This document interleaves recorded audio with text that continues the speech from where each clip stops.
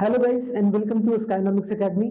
My name is Sunil Kumar Yadav और आज हम लोग बहुत ही शानदार तरीके से डिस्कस करेंगे बिजनेस स्टडीज को, जो कि क्लास 12th के लिए है कि नहीं। आप लोग शानदार तरीके से पढ़ रहे होंगे और बहुत ही मजेदार तरीके से आप लोगों के क्लासेस भी चल रहे हैं स्काइनॉमिक्स एकेडमी पर। तो जरूर आप लोग इस, अगर अभी तक आप लोगों ने सब्सक्राइब नहीं करा तो सब्सक्राइब कर दीजिएगा, है कि नहीं। इससे कुछ नहीं, मोटिवेशन मिलता है थोड़ा सा, और भी अच्छे अच्छे वीडियोस और अभी हाफ ईयरली आने वाले हैं, तो हम चैप्टर वाइज क्वेश्चंस भी कराएंगे, चाहे एमसीक्यूज हो, चाहे केस बेस्ड स्टडीज हो, तो उन सब सारी चीजों को देखकर चलेंगे। ठीक है, तो आप लोग जरूर हिट कर दीजिएगा बेल आइकन को, ताकि आप लोगों को प्रॉपर नोटिफिकेशन मिलता रहे। ठीक है, तो चलिए आज हम लोग डिस्कस क्या करने वाले भाई, आज डिस्कस करने वाले हैं क्लास 12 जो सीबीएसई बोर्ड के लिए है, बिजनेस स्टडीज। और बिजनेस स्टडीज का जो पार्ट 3 है, कौन से चैप्टर का भाई, chapter number 1, nature and significance of management. क्योंकि पहले हम लोगों ने मैनेजमेंट के बारे में पढ़ा था फर्स्ट पार्ट में, है कि नहीं, क्या क्या मैनेजमेंट होता क्या है। उसके बाद हम लोगों ने जो सेकंड पार्ट में वो देखा कि top level management, middle level management, ठीक है, मिडिल लेवल मैनेजमेंट और लोअर लेवल मैनेजमेंट क्या होता है कि नहीं, सिंपल सी बात है। तो हमने ये सब सारी चीजों को देख रखा है। अब जो होगा, थोड़ा सा हम लोग टॉप लेवल, मिडिल लेवल और लोअर लेवल के बारे में डिस्कस करेंगे, और उसके बाद जो है वो हम लोग कोऑर्डिनेशन को पढ़ेंगे। बहुत इंपॉर्टेंट है आपके एग्जाम पॉइंट ऑफ व्यू से, किस चीज के बारे में भाई, कोऑर्डिनेशन। ठीक है, कि कोऑर्डिनेट कैसे करके चले, क्योंकि कोऑर्डिनेट अगर आप सही तरीके से करके चलते हो बिजनेस में, तो बिजनेस में बहुत अच्छी तरीके से रिजल्ट भी आप लेकर आते हो, अपने बिजनेस में ग्रोथ देखने को मिलता है, आपके बिजनेस में एक्सपेंशन देखने को मिलता है। एक्सपेंशन का मतलब धीरे धीरे आपका बिजनेस बढ़ता है। ठीक है, तो कोऑर्डिनेशन भी देखेंगे हम लोग, कोऑर्डिनेशन कैसे करें भाई। और उसके साथ ही साथ मोस्ट इंपॉर्टेंट चीज है, क्या है भाई वो, कि 5 फंक्शंस ऑफ मैनेजमेंट होते हैं। मैनेजमेंट के कितने फंक्शन भाई, 5 फंक्शन मैनेजमेंट के। पोस्ट डीसी, POSDC, इसके बारे में थोड़ा सा जानकारी लेंगे हम लोग। प्लानिंग क्या होता है, ऑर्गेनाइजिंग क्या होता है, स्टाफिंग क्या होता है, डायरेक्टिंग क्या होता है और कंट्रोलिंग क्या होता है। ठीक है, तो ये हम लोग बहुत शानदार तरीके से आज जानेंगे आज वाले वीडियो में। ठीक है, तो बने रहिए लास्ट तक और बताइएगा जरूर कि कैसा लगा और किस तरीके से आप लोगों को डिटेल में पढ़ाया जा रहा है हर एक चैप्टर। क्योंकि इकोनॉमिक्स में भी पढ़ा रहा हूँ, तो इकोनॉमिक्स में प्रॉपर तरीके से चल रहा है। अकाउंट्स भी आप लोग देख पा रहे होंगे कि सही तरीके से चल रहा है। तो आप लोग सारी वीडियोस को देख के चलिए, जो भी आपके एग्जाम पॉइंट ऑफ व्यू से बहुत ही इंपॉर्टेंट है। ठीक है, तो आई होप सो आप लोग देख रहे होंगे। ठीक है, चलिए आगे बढ़ते हैं भाई। नेक्स्ट पहले स्लाइड पर हमारे पास क्या है, तो जैसा कि हमने बोला कि हम लोग रिवाइज करके चलेंगे। बस सबसे पहला तो पहले हम लोग रिवीजन ही कर लेते हैं, है कि नहीं। क्या करते हैं भाई, रिवीजन करते हैं। तो अगर रिवीजन में देखा जाए, सबसे पहला तो क्या है भाई, टॉप लेवल मैनेजमेंट है, इधर मिडिल लेवल मैनेजमेंट है, और इधर लोअर, और हम लोग सुपरवाइजरी लेवल भी बोलते हैं, जिसको लोअर लेवल मैनेजमेंट बोलते हैं। देखो, कोई भी मैनेजमेंट या किसी भी तरीके का जो मैनेजमेंट होता है बिजनेस में, वो 3 तरीके से होता है। तो पहला टॉप लेवल क्या करता है भाई, to integrate and diverse the elements and coordinate the activity. Simple सी बात है, ये क्या करके चलता है, कोऑर्डिनेट करके चलता है, चीजों को साथ में लेकर एक बोला जाए कि सबको जोड़कर चलता है। किसको किसको भाई, मिडिल लेवल को या लोअर लेवल को, मतलब मिडिल लेवल और जो लोअर लेवल मैनेजमेंट है उसको जोड़कर चलता है। ठीक है, यहां तक समझ में आ गया। Welfare and the survival of organisation, एक ऑर्गेनाइजेशन कैसे सर्वाइव करे, बहुत इंपॉर्टेंट है। ठीक है, एक ऑर्गेनाइजेशन कैसे सर्वाइव करे, वो भी एक तरीके से कौन देखकर चलता है भाई, टॉप लेवल मैनेजमेंट। कि सर्वाइव कैसे करे और लोगों की भलाई कैसे हो, मतलब अब जो बिजनेस किया जा रहा है उसकी, उससे भलाई किस तरीके को। एनालाइज बिजनेस इन्वायरमेंट, बिजनेस के इन्वायरमेंट को, जो कि हमारा अभी आने वाले समय में चैप्टर 3 है। ठीक है, उसको भी देखेंगे। Responsibility for all the activities of the business, सारे एक्टिविटीज के लिए रिस्पॉन्सिबल होता है, क्या करना है क्या नहीं करना है, किस तरीके से चीजों को मैनेज करके चलना है, उसके बारे में। और एक तरीके से क्या करता है, लिएशन विद द आउटसाइड वर्ल्ड, या फिर बोला जाए यहाँ पर कि वो आउटसाइड वर्ल्ड को क्या करता है, देख के चलता है, किस तरीके से चीजों को साथ में लेकर चलना है। और एक डिटरमाइनिंग ऑब्जेक्टिव, और ऑब्जेक्टिव को भी डिटरमाइन करके चलता है। मिडिल लेवल क्या करता है, एक्चुअल में ये प्लान को कैरी आउट करता है। प्लान किसने बनाया, इसने बनाया। ठीक है, आउटसाइड वर्ल्ड को देखते हुए किसी भी तरीके से, और उसको लागू कौन करता है भाई, middle level management. Interpret policy, policy कौन फ्रेम करता है भाई, टॉप लेवल मैनेजमेंट के द्वारा। उसको एक तरीके से लागू या इंटरप्रेट करने का काम कौन करता है? आपको मिडिल लेवल। ये देखता है कि डिपार्टमेंट जो है उसमें जो जितने भी लोग की जरूरत है वो सही तरीके से है या नहीं है, ड्यूटी को असाइन करता है भाई, नेसेसरी ड्यूटी को मोटिवेट करता है और कोऑपरेट करके चलता है सारे डिपार्टमेंट के साथ। मतलब मिडिल लेवल मैनेजमेंट इन दोनों के बीच में एक मिडिल पर्सन के रूप में काम करता है, ठीक है। लोअर लेवल या सुपरवाइजरी, गुड वर्किंग कंडीशन की वर्किंग कंडीशन अच्छा होना चाहिए, लोग वहां पर सही तरीके से काम कर रहे हैं कि नहीं कर रहे हैं, safety of the workers, workers के बारे में सोचना, मेंटेनिंग द क्वालिटी, क्वालिटी वगैरह जो भी प्रोडक्ट्स के हैं वो मेंटेन होने चाहिए, वेस्टेज कम हो भाई, है ना, minimize the wastage, wastage of resources कम हो, clear, responsible for the quality, quality बहुत जरूरी है भाई, और अगर आप क्वालिटी प्रोडक्ट के दे रहे हो तो उससे बढ़िया क्या हो सकता है। तो ये 3 लेवल ऑफ मैनेजमेंट होते हैं जिसको आप समझ के चल सकते हैं, ठीक है। आगे आते हैं फंक्शंस ऑफ मैनेजमेंट। कितने होते हैं भाई फंक्शंस ऑफ मैनेजमेंट? अगर देखा जाए there are 5 functions of management, जिसको हम लोग एक एक कर देखेंगे। फंक्शंस ऑफ मैनेजमेंट कितने होते हैं? 5। POSDC याद रखना, प्लानिंग होता है, ऑर्गेनाइजिंग होता है, स्टाफिंग होता है, डायरेक्टिंग होता है और कंट्रोलिंग होता है, ठीक है स्टूडेंट, ठीक है। तो ठीक है स्टूडेंट, अच्छा ठीक है। तो चलो यहाँ पर ठीक है देखते चलो। सबसे पहले क्या? प्लानिंग। प्लानिंग में क्या करते हैं? अगर कोई भी चीज ऐसे, अगर आपको कोई बिजनेस स्टार्ट करना है तो आप सबसे पहले क्या करोगे? प्लान तैयार करोगे। क्या करोगे? प्लान। तो planning function determine in advance what is to be done, when it is to be done and who is to do it. मतलब क्या क्या काम करना है, ठीक है, कब काम करना है और वो काम कौन करेगा। जो काम हम लोग एक तरीके से डिसाइड कर रहे हैं वो कौन कौन सा जो है बंदे की जरूरत है, किस तरीके के बंदों की जरूरत होगी हमें, तो ये काम हम लोग प्लानिंग के अंदर करते हैं। ऑर्गेनाइजिंग में जो कि दूसरा है हमारा भाई, पहला क्या हो गया? प्लानिंग, दूसरा हो गया ऑर्गेनाइजिंग। ऑर्गेनाइजिंग मतलब होता है लोगों, प्लानिंग के बाद सबसे उसके बाद क्या होता है? ऑर्गेनाइजिंग। लोगों को कैसे इकट्ठा करें, उनको अलग अलग पार्ट में हम कैसे बांटें, ग्रुप करें, ताकि जो है हमारा बिजनेस ऑर्गेनाइज्ड वे में चलता रहे और हमें टेंशन ज्यादा लेने की जरूरत नहीं, सब अपना अपना टेंशन लें। सारी चीजों का टेंशन अगर आप लेने लगोगे तो बिजनेस कभी भी लंबे समय तक या फिर बड़े लेवल तक नहीं जा पाएगा।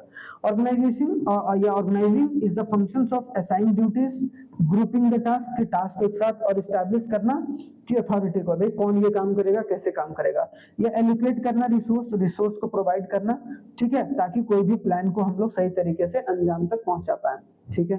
स्टाफिंग तीसरा हो जाता है हमारा स्टाफिंग। ऑर्गेनाइजिंग के बाद आता है स्टाफिंग। एक बार आप चीजों को ऑर्गेनाइज कर दिए, अब आप एक्चुअल में लोगों को चुनते हो या फिर लाते हो कि राइट पीपल को आपको चूज करना होता है, जो भी आपके बिजनेस को एक तरीके से क्या कर रहा हो, जो भी आपके बिजनेस को ग्रो कर रहा हो, ठीक है। तो बिजनेस को ग्रो करने के लिए आपको राइट पीपल चाहिए। अब वो राइट पीपल किसके थ्रू मिलता है भाई? स्टाफिंग के थ्रू मिलता है। मतलब finding the right people for the right job, कि सही जॉब के लिए, जिस जॉब के लिए मेरे को, मान लो कि मेरे को एचआर टीम के लिए बंदा चाहिए, ठीक है, एचआर टीम के लिए बंदा चाहिए, या फिर मान लो कि सेल्स टीम के लिए बंदा चाहिए, या फिर एडवर्टाइजमेंट टीम के लिए बंदा चाहिए, तो वो बंदा सही तरीके से कौन चुनता है भाई? स्टाफिंग की डिपार्टमेंट चलती है, या स्टाफिंग का जो मैनेजमेंट का टीम होता है वो करता है, ठीक है। तो स्टाफिंग क्या एक प्रोसेस है जिसके थ्रू हम जो लाइक पीपल होते हैं या जो जिस तरीके के लोग हमें अपने बिजनेस में चाहिए होते हैं उनको एक तरीके से हायर करते हैं, क्लियर, ठीक है। ये भी समझ में आ गया भाई, इसमें भी कोई दिक्कत नहीं। आगे आ जाओ। स्टाफिंग के बाद क्या है? डायरेक्टिंग, ठीक है। POS के बाद DC, मतलब क्या? चौथा क्या? डायरेक्टिंग।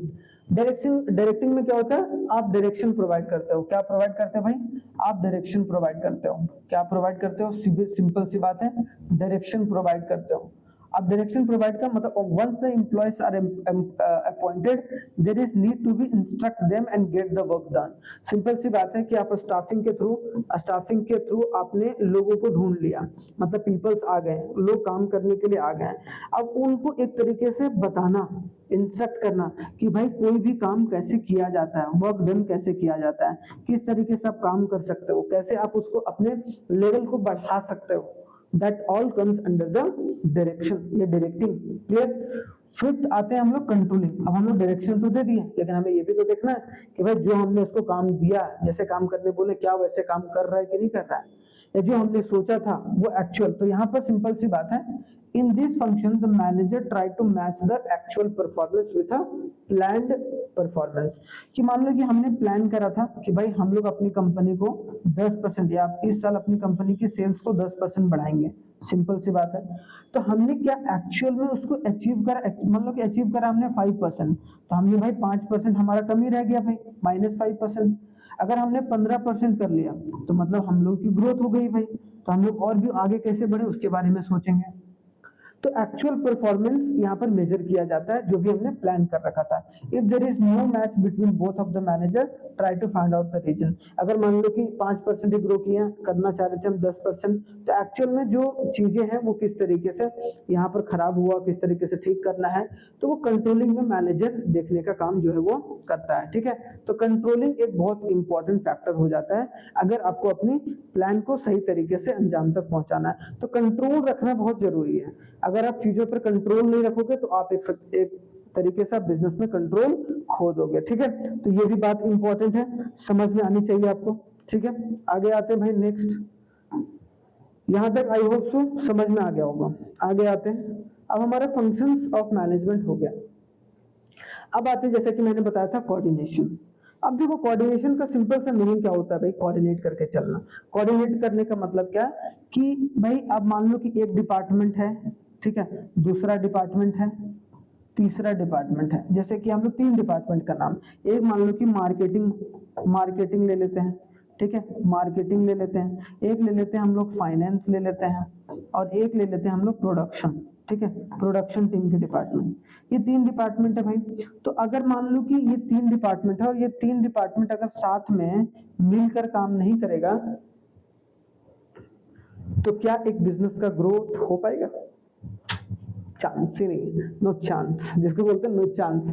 तो अगर बिजनेस को सही तरीके से ग्रो करना है तो जितने भी डिपार्टमेंट्स हैं या जितने भी सारे डिपार्टमेंट हैं उनको क्या करना पड़ेगा भाई, साथ में मिलकर काम करना पड़ेगा। कितने में, जितने भी डिपार्टमेंट्स हैं उनको साथ में मिलकर काम करना होगा, कोऑर्डिनेट करके चलना होगा, ताकि हम बिजनेस के ऑब्जेक्टिव को पूरा कर पाए। क्या कर पाए? अपने बिजनेस के ऑब्जेक्टिव को। और एक बार अगर अपने बिजनेस के ऑब्जेक्टिव को पूरा कर लेते हो तो फिर आप अपने बिजनेस के गोल को या फिर ऑर्गेनाइजेशन के गोल को अचीव कर पाते हो। ठीक है, तो ऑब्जेक्टिव भी हम आगे प्लानिंग में भी पढ़ेंगे। Objective is a type of a plan which is created during the planning. ठीक है, तो वो भी। तो यहाँ पे क्या हो गया भाई, the process of a synchronising the activities of a different department. तो डिफरेंट डिपार्टमेंट की एक्टिविटीज को सिंक्रोनाइज करते हैं, that is known as. Synchronise का मतलब एक साथ लाने का काम, एक साथ काम कराने का काम, that comes under the coordination. Every manager has to perform a 5 basic functions. हर एक मैनेजर को 5 बेसिक फंक्शन करने होते हैं, planning, organising, staffing, directing, controlling. ठीक है, ताकि और उसी के हिसाब से उसको सारी चीजों को कोऑर्डिनेट करके चल रहा है कि नहीं। These functions linked and synchronised by the concept called coordinating. और ये सब जो प्लानिंग होना चाहिए, प्लानिंग उसी हिसाब से होना चाहिए, उसी हिसाब से ऑर्गेनाइजिंग होना चाहिए, उसी हिसाब से आपका स्टाफिंग होना चाहिए, उसी हिसाब से डायरेक्टिंग होना चाहिए, उसी हिसाब से कंट्रोलिंग होना चाहिए। तो आपको कोऑर्डिनेशन करके चलना बहुत जरूरी है, नहीं तो आप बिजनेस के जो लॉन्गर टर्म का गोल है वो आप एक तरीके से अचीव नहीं कर पाओगे। ठीक है, तो ये बात समझ में आ गई। चलिए, ठीक है, आई होप सो यहाँ तक समझ में आ गया होगा। कोई भी प्रॉब्लम है, कुछ भी है, तो आप लोग नीचे कमेंट करके कमेंट बॉक्स में बता सकते हैं।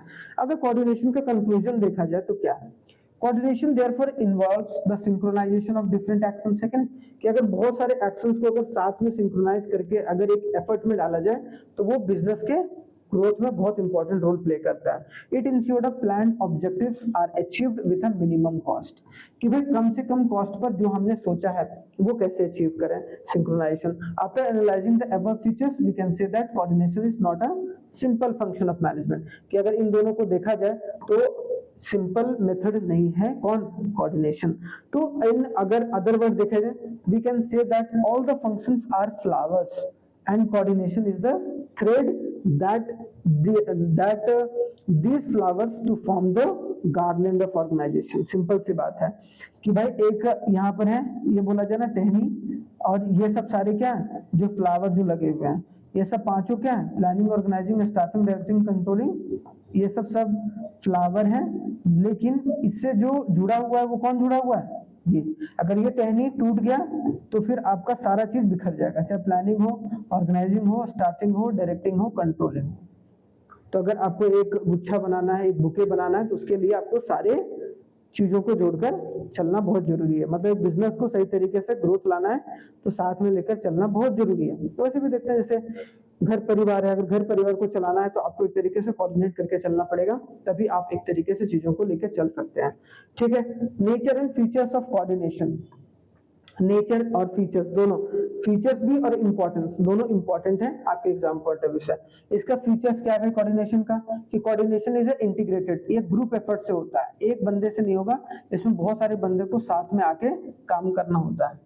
ठीक है, दूसरा अगर देखा जाए इंश्योर द यूनिटी, ये क्या आता है, एकता लाता है, एक साथ काम करने का।